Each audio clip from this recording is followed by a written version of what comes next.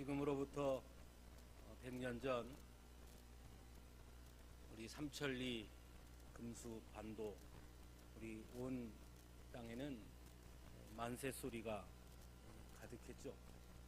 태극기를 손에 들고 흔들며 대한독립 만세를 외쳤습니다. 거기에는 남녀노소 구별이 없었고 거기에는 부자나 가난한 자의 구별도 없었습니다. 모두가 우리 민족의 독립을 간절히 기원하는 마음으로 손에 태극기를 들고 대한독립 만세를 외쳤습니다. 하지만 일본 제국주의는 그것을 그저 그렇게 쉽게 바라보지 않았죠. 잔혹한 탄압으로 우리 백성들을 억압했습니다. 수많은 젊은이들이 또 수많은 독립운동가들이 옥에 갇히게 되었고 수없이 많은 고초를 겪었으며 옥에서 죽음을 맞이하기도 했습니다. 우리는 지난 한 주간 베트남을 향한 우리의 눈길을 거두지 못했습니다. 거기에서 뭔가 아주 좋은 소식이 들려지기를 간절히 바랬습니다. 더군다나 3.1운동 100주년 기념에 되는 해에 뭔가 이 민족에게 큰 아주 좋은 소식이 들리지 않을까 그렇게 기대를 가졌습니다. 때마침 제가 베트남에 있었는데요.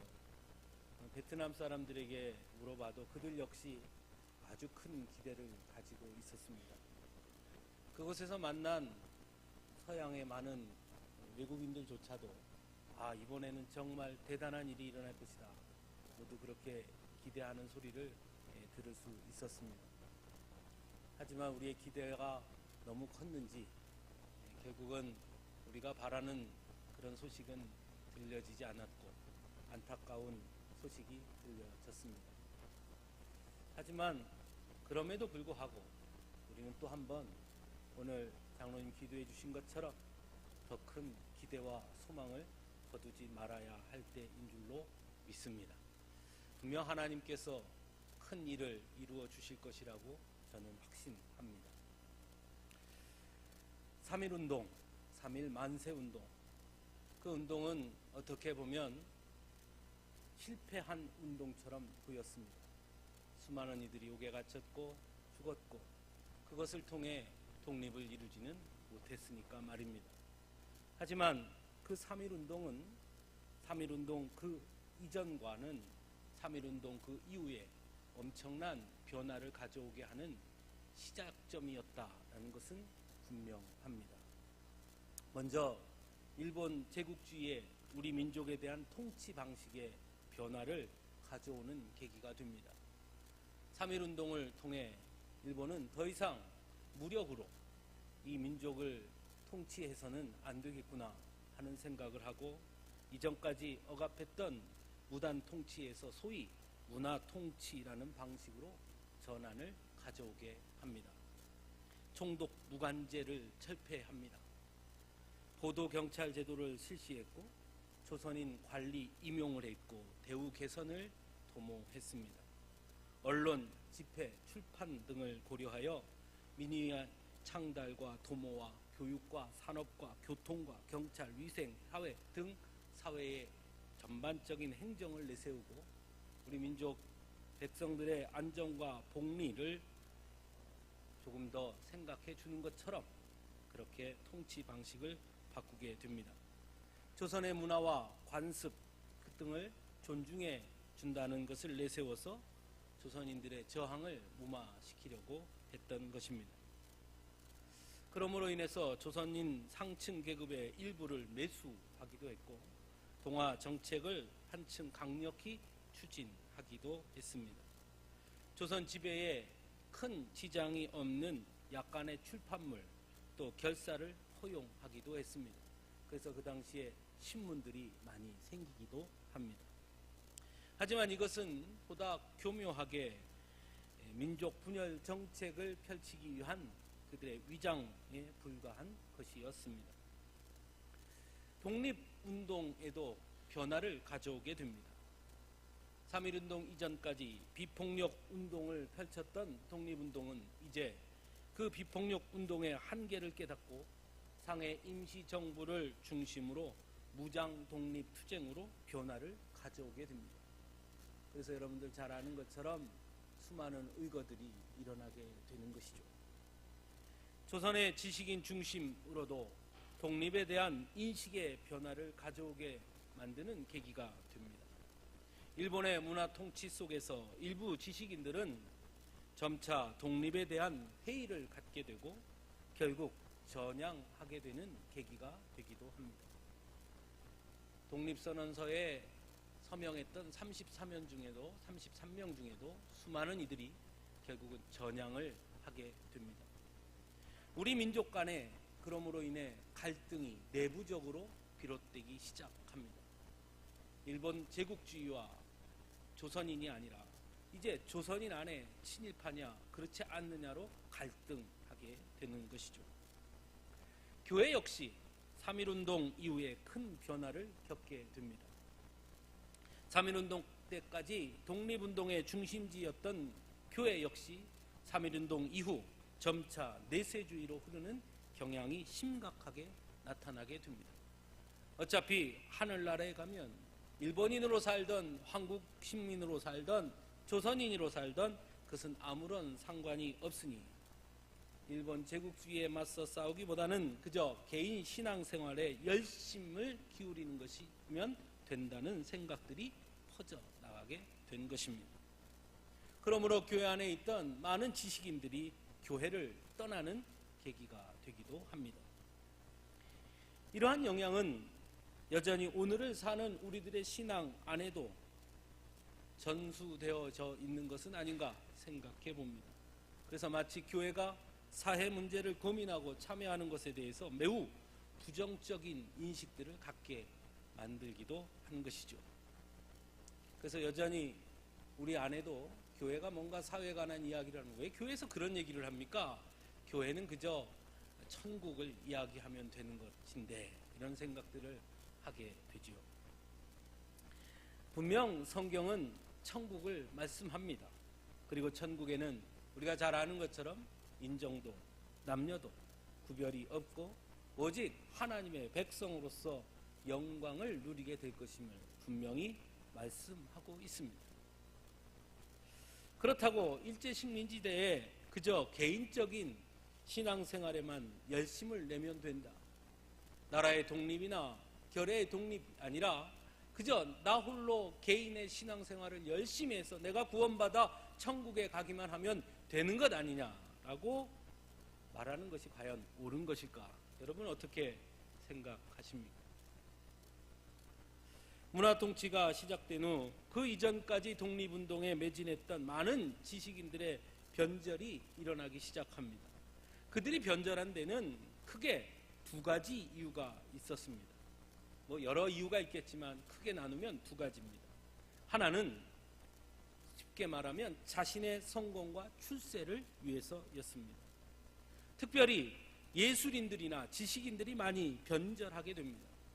그것은 일본의 문화 통치를 시작하면서 출판이나 예술 활동을 어느 정도 허용했기 때문이었습니다. 물론 일본의 테두리 안에서였지만 그 이전과는 다르게 책을 낼 수도 있었고 신문을 발간할 수도 있었고 공연을 할 수도 있었습니다. 이러한 정책은 예술가들과 지식인들을 흔들기에 충분했습니다. 문학가는 이제 마음 놓고 글을 쓸 수 있었고 예술가는 자신의 예술을 펼칠 수 있었기 때문입니다. 소설가는 글을 써야 소설가지 글을 쓰지 않는다면 소설가로 무슨 의미가 있겠느냐 이런 생각을 하게 된 것이죠. 그래서 그것이 매우 중요한 것입니다. 그래서 그 테두리 안으로 점차 타협하며 들어가게 되는 것이죠. 또 하나의 이유가 있었습니다. 3.1운동이 일본의 폭압에 의해 실패하자 그들은 매우 큰 절망을 경험하게 됩니다.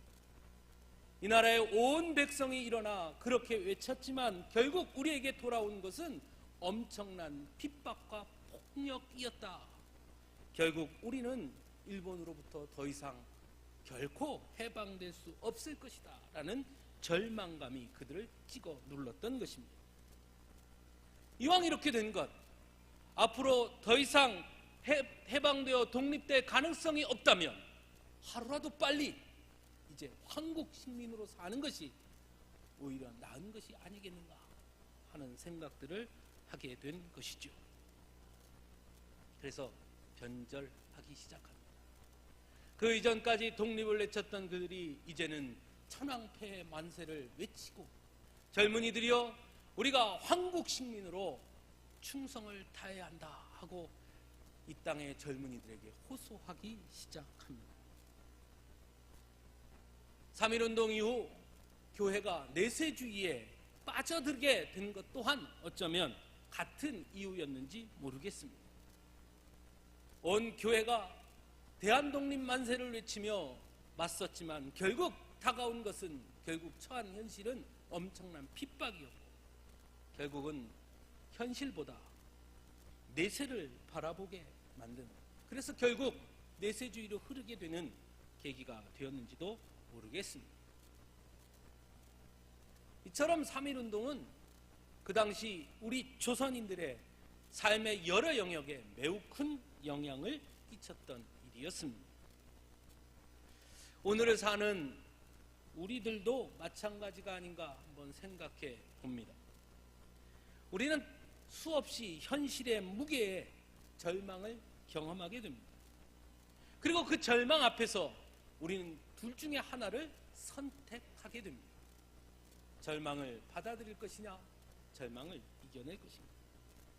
절망에 빠져들 것이고 절망과 타협, 현실과 타협할 것이냐, 아니면 그것을 넘어설 것이냐, 우리는 둘 중에 하나를 결정해야 할 때가 있습니다.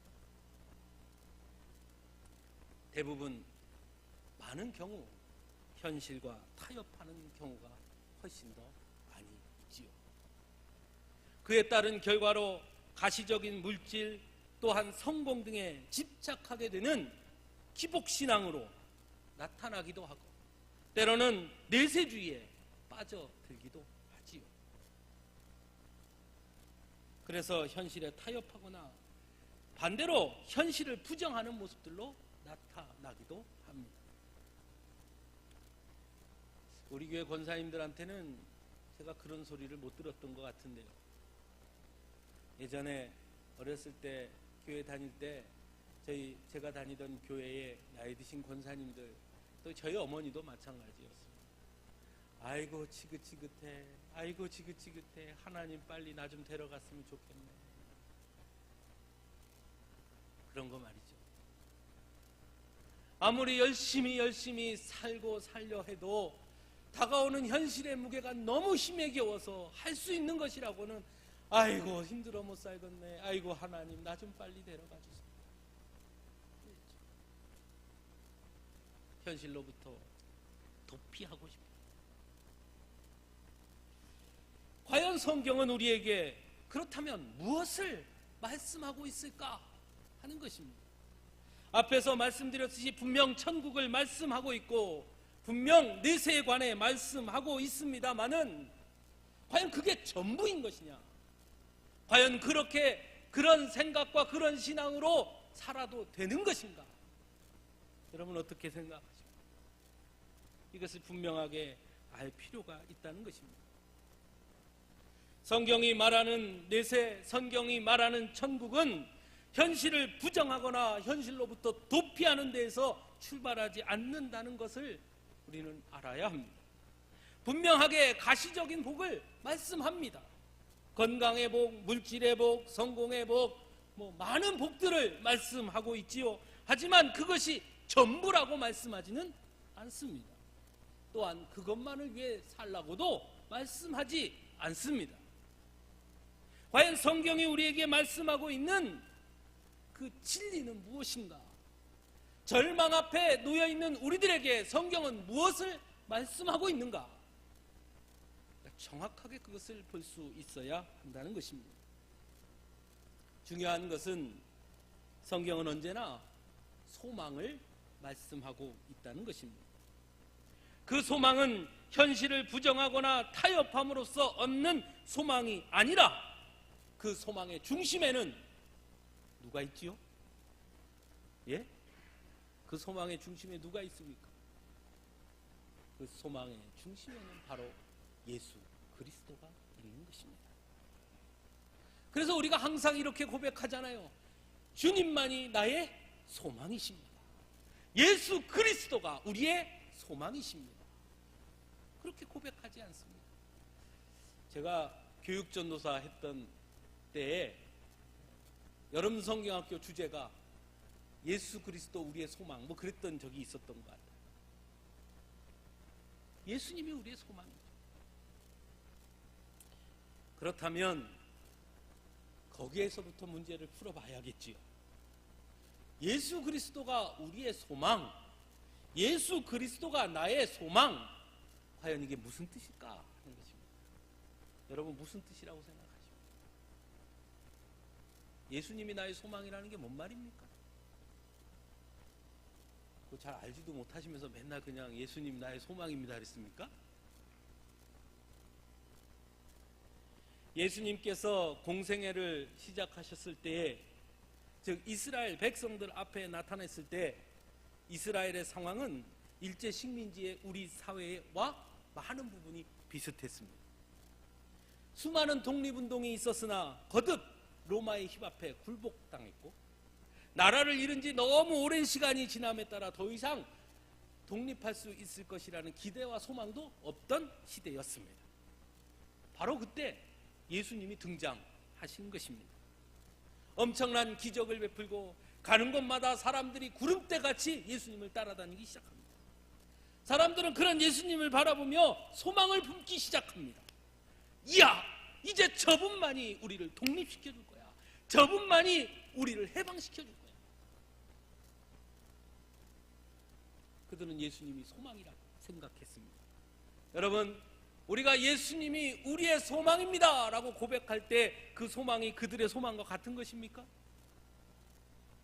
이스라엘 백성들이 예수님을 바라보며 예수님이 우리를 독립시켜 줄 거야, 그러니 저가 우리의 소망이다 라고 말했던 그 소망과 우리의 소망이 같은 것입니까? 어떻게 생각하세요? 같습니까? 틀립니까? 대답을 안 하기로 작정을 하신 것 같습니다. 그러나 우리가 잘 아는 대로 예수님은 그들의 소망대로 움직이지 아니하셨습니다. 그래서 이스라엘 백성들은 오히려 그 이전보다 더 큰 절망을 느끼게 됩니다. 기대가 크면 실망도 크고 절망도 큰 것이죠. 그래서 예수님을 십자가에 못 박으라 외칩니다. 오히려 예수님 대신에 강도였던 자를 내어줄 것을 요청합니다. 그만큼 이스라엘 백성들이 예수님에게 느꼈던 절망감과 배신감은 말로 할 수 없었습니다. 차라리 저를 죽여버려라, 저보다는 차라리 강도가 낫겠다 했던 것이죠. 그럼에도 불구하고 예수님은 아무런 저항 없이 결국 십자가에 못 박혀 죽고 맙니다. 그들이 품었던 소망의 모습은 결코 찾아볼 수 없었던 모습이었습니다. 너무나 무기력했고 너무나 허약했으며 너무나 무책임한 모습처럼 보였습니다. 더 이상 그들은 예수님이 우리의 소망입니다 라고 말하지 않았습니다. 더 이상 그들에게 예수님은 소망이 될 수 없었습니다.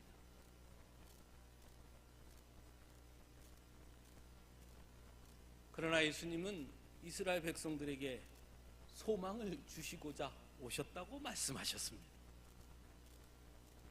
이스라엘 백성들에게 예수님께서 주시고자 하셨던 소망은 그럼 무엇이었을까요? 이스라엘 백성들에게 예수님이 그들이 품기 원했던 그 소망은 무엇이었을까요? 여기에 그 해답이 있는 겁니다. 예수님이 우리의 소망입니다 라고 말할 때 그 소망은 바로 그것입니다. 예수님을 통해 나라가 독립되고, 예수님을 통해 내 삶이 가난한 삶이 부유함이 되고, 예수님을 통해 실패했던 내 삶이 성공자가 되고, 예수님을 통해 내가 더 많은 것을 소유하고 얻게 되는 그 소망이 아니라 예수님이 주시고자 했던 그 소망, 우리가 예수님이 우리의 소망입니다 라고 말할 때 그 소망은 바로 그것이다 라는 것입니다. 예수님이 이스라엘 백성들에게 주시고자 했던 소망은 어떤 것일까요? 그저 예수님 믿음 모두 천국 간다는 소망이었을까요? 이스라엘 백성들아 걱정하지 마라, 로마의 압제 속에 살지만 염려하지 마라, 그냥 죽어라, 그러면 천국 간다, 그겁니까? 아니면 나를 따라오면 내가 너를 부유하게 할 것이다, 내가 너를 건강하게 할 것이다, 내가 너를 성공자가 되게 할 것이다, 내가 너를 부자가 되게 해줄 것이다, 그것입니까?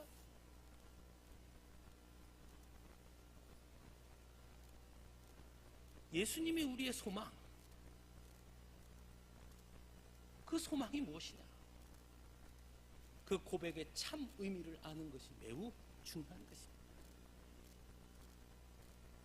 성경은 아주 분명하게 우리에 대해서 정의 내리고 있습니다. 인간은 모두 죄인이다 라는 것입니다. 예수님은 이스라엘 백성들에게 이렇게 말씀합니다. 사람이 거듭나지 아니하고서는 결코 하나님 나라에 들어갈 수 없다. 이 말은 바꾸면 너희는 여전히 죄인입니다. 하나님 나라에 들어갈 수 없다. 하나님 나라에 가기 위해서는 거듭나야 한다. 죄인 된 너의 삶이 변화되어 의로운 자가 되어야 한다 하는 것이죠. 문제는 그러나 죄인인 우리가 스스로 죄인됨을 벗어날 방법이 없다는 것입니다. 그 방법은 무엇입니까? 오직 예수 그리스도밖에 없는 것이죠. 그러므로 예수님이 소망이라는 것은 곧 죄인인 우리가 예수 그리스도를 통해 하나님께서 창조하신 거룩한 피조물로서 하나님의 자녀요 하나님 나라의 백성으로서의 정체성을 되찾는 길은 오직 예수 그리스도밖에 없습니다. 예수 그리스도가 그것의 소망입니다 라는 것입니다. 예수님이 소망입니다. 무슨 뜻이라고요? 예수님을 통해 내가 하나님의 창조물로서 하나님의 피조물로서 거룩한 백성으로서 하나님의 자녀로서 정체성을 되찾는 길이 예수밖에 없다. 그러므로 예수님이 나의 소망입니다. 이것입니다. 오늘 본문 21절에 그 바라는 것은 피조물도 썩어짐의 종로로 탄 데서 해방되어 하나님의 자녀들의 영광의 자유에 이르는 것이니라 말씀하고 있습니다. 예수님이 소망이라는 것은 죄로 인해 일그러진 우리의 정체성을 찾을 수 있는 길이 예수님을 통해 가능하다라는 것입니다. 그러므로 이스라엘 백성들에게 예수님 말씀합니다. 절망의 현실 속에서 현실을 타협하거나 현실을 부정하는 것이 아니라 예수님을 통해 우리가 하나님의 자녀라는 사실을 깨닫고 절망의 현실과 당당하게 맞서 싸울 수 있는 힘을 얻으라 하는 것입니다. 예수님은 죽음과 부활을 통해서도 그 사실을 분명하게 보여주십니다. 결코 로마의 힘 앞에 굴복하지 않았고 군중들의 인기에 따르지도 않았습니다. 아주 당당하게 하나님의 아들로서 섰고 비록 죽었으나 3일 만에 부활하심으로써 진정한 승리가 무엇인가를 보여주셨습니다. 그래서 제자들에게 말씀합니다. 담대하라, 내가 세상을 이기었노라. 우리는 모두 예수 그리스도를 통해 하나님의 자녀로서의 정체성을 얻게 된 것입니다. 그러므로 현실의 권세나 권력, 힘이 결코 우리를 굴복시키거나 무너뜨릴 수 없는 것입니다. 오히려 우리는 그래서 절망 앞에서도 당당할 수 있는 것입니다. 예수님은 이스라엘 백성들에게 그리고 오늘을 사는 우리들에게도 그것을 가르쳐 주십니다. 야, 염려하지 마, 걱정하지 마. 결코 세상의 권세가, 세상의 힘이, 세상의 물질이, 세상의 영광이 결코 하나님 나라의 백성, 하나님 자녀의 그 정체성을 해치지 못할 것이다. 그 무엇도 너를 빼앗아갈 수 없다. 너는 내 것이라 말씀해 주시는 것입니다. 그래서 예수님이 우리의 소망이신 것입니다.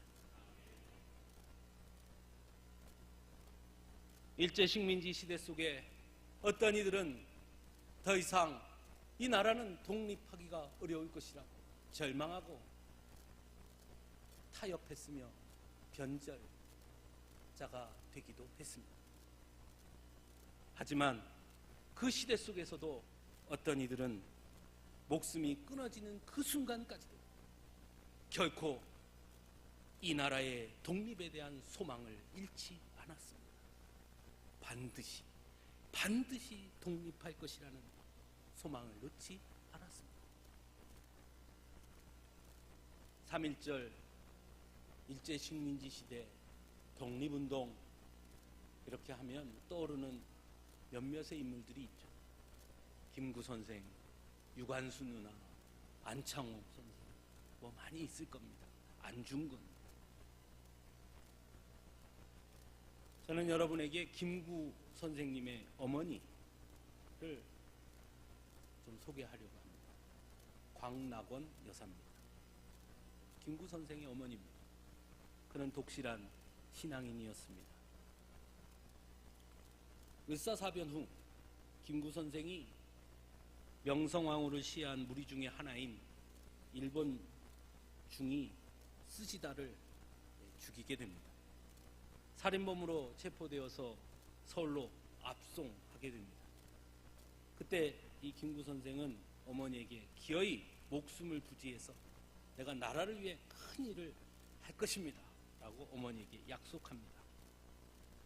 그때 어머니가 압송되는 김구 선생을 붙잡고 이렇게 이야기합니다. 좋다. 내 믿음이 너를 살려줄 것이다. 하늘이 너를 살려줄 것이다. 내가 그토록 의로운 일을 했기 때문에 죽지 않을 것으로 믿고 있다면 나는 이제부터 안심이다. 너는 살아서 기어이 큰 일을 해야 한다. 이렇게 말하고 백범을 끌어안고 간절히 기도를 올렸습니다. 우리가 잘 아는 것처럼 김구 선생은 살아남지요. 그리고 상해로 가서 상해 임시정부를 이끌고 독립운동을 하게 됩니다. 이 어머니 광낙원 여사는 상해 임시정부에 있는 김구 선생을 따라 상해로 가게 됩니다. 그래서 독립운동가들의 어머니로서의 역할을 하게 되지요. 어느 날 이 광낙원 여사가 너무너무 애를 쓰고 고생하는 걸 본 독립운동가들이 각지에서 걷어진 후원금, 즉 독립자금을 가지고 그 광낙원 여사 생일에 미역국이라도 좀 끓여서 드려야 되지 않겠느냐 해서 소고기를 사가지고 와서 국을 끓입니다. 그 사실을 안 광낙원 여사는 김구 선생을 부르죠. 불러서 그때 나이 김구 선생이 50이 넘었을 나이인데 회초리를 때립니다. 내 이놈, 이 돈이 어떤 돈인데 내가 이렇게 쓴단 말이야.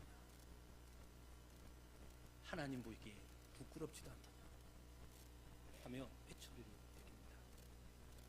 그것이 광낙원 여사입니다.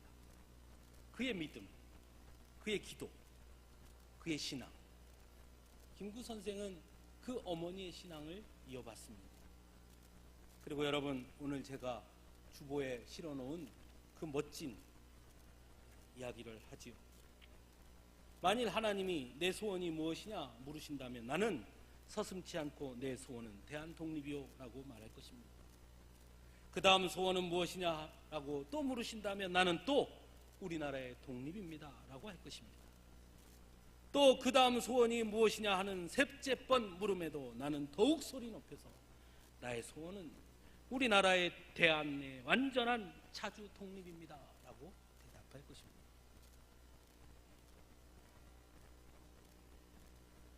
절망의 현실 속에서 나는 이제 모르겠고 그저 열심히 기도해서 천국 가면 되지요. 내 소원이 무엇이냐? 아이고 하나님, 살기 힘든데 나 좀 데려가서 천국으로 보내주소. 내 소원이 무엇이냐? 아이고 살기 힘든데 나 좀 부자가 되게 해주세요. 그러지 않았습니다. 김구 선생에게 예수님은 그의 소망을 잃지 않게 하는 원동력이었습니다. 세상의 어떠한 힘도, 세상의 어떤 권세도, 세상의 어떤 현실도 그를 꺾을 수 없었습니다. 왜냐하면 예수님이 소망이기 때문입니다. 내가 나를 황국 식민이라 할지라도 나는 하나님 나라의 거룩한 백성이다. 결코 절망의 현실에 타협하거나 절망의 현실에서 도망치지 않았습니다. 오히려 그 무엇도 꺾을 수 없는 참 소망이신 예수님을 의지하며 있는 자리에서 언제나 절망의 현실과 맞서 싸웠습니다. 사랑하는 성도 여러분, 그것이 진정한 신앙인의 모습인 것입니다. 천국은 현실로부터의 도피처로서의 소망이 아닙니다. 오히려 천국은 오늘의 절망과 싸우게 하는 힘이 되는 것입니다. 천국을 바라본다는 것은 곧 나는 하나님의 자녀라는 사실을 분명하게 깨닫고 현실의 어떤 억압과 거짓과 힘 앞에서 굴복하지 않으며 우리로 하여금 당당하게 서게 하는 힘이고 이유인 것입니다. 그러므로 세상의 힘 앞에 성도는 결코 거짓 앞에 굴복하거나 절망으로 가득한 현실이라 하더라도 타협하거나 도망가서는 안 되는 것입니다. 여러분 지금 어떻습니까? 우리는 과연 어떻게 살아가고 있습니까? 오늘 본문 24절은 우리가 소망으로 구원을 얻었음에 보이는 소망이 소망이 아니니 보는 것을 누가 바라리오? 라고 말씀하고 있습니다. 현실에서의 성공, 물질은 결코 우리의 소망이 될 수 없습니다. 우리의 소망은 예수 그리스도입니다. 그 소망으로 우리는 구원을 얻었습니다. 예수 그리스도를 말미암아 죄인이었던 우리가 하나님의 거룩한 자녀로 다시 서게 된 것입니다. 사랑하는 성도 여러분, 절대로 세상의 물질과 성공에 소망을 두고 살지 않기를 바랍니다. 지금 내가 쥐고 있는 이 세상에서의 작은 물질, 작은 성공 때문에 정의에 외면하지 말아야 합니다. 내 눈앞에 작은 이익 때문에 하나님 나라의 백성으로서의 정체성을 포기하지 말아야 합니다. 오히려 비록 이 세상의 것을 다 내어놓는다 하더라도 결코 놓아서는 안 되는 예수 그리스도를 붙잡을 수 있어야 합니다. 사랑하는 성도 여러분, 우리는 지금 무엇에 소망을 두고 있습니까? 예수 그리스도가 우리의 소망이라는 그 고백이 무엇을 말하고 온다고 생각하고 있습니까? 정말 여러분에게 예수 그리스도가 소망이십니까? 여러분은 지금 이 순간에도 하나님의 거룩한 백성으로 하나님의 자녀로서 이 고단한 현실을 살아갈 수밖에 없다는 것을 잊지 마시기 바랍니다. 오늘 본문 18절은 이렇게 말씀합니다. 현재의 고난은 우리에게 나타날 영광과 비교할 수 없도다. 비록 지금 우리의 삶이 우리를 괴롭게 하고 절망케 하더라도 사랑하는 성도 여러분, 피하거나 타협하지 말고 하나님의 자녀인 우리에게 나타날 영광을 바라보며 끝까지 소망을 거두지 말고 담대하게 거룩한 하나님의 백성으로서의 품위와 당당함을 잃지 않고 설 수 있기를 간절히 바랍니다. 절망아 내게 오라. 나에게는 예수 그리스도가 있다. 현실아 내 앞에 오라. 나는 하나님의 거룩한 백성이다. 세상은 나를 이 모양 저 모양으로 부를지 모릅니다. 실패자, 낙오자, 루저, 가난한 자, 쓸모없는 놈. 세상이 무엇라 말하든 여러분 주눅들지 마시기 바랍니다. 세상이 나를 무엇라 말아도 성경은 우리에게 분명히 말씀합니다. 너는 내 아들이다. 너는 내 딸이다. 내가 너를 존귀하게 여기노라. 그것이 예수 그리스도의 소망이고 그것이 우리에게 주시는 하나님의 은혜인 걸로 믿을 수 있기를 간절히 바랍니다. 함께 기도하겠습니다.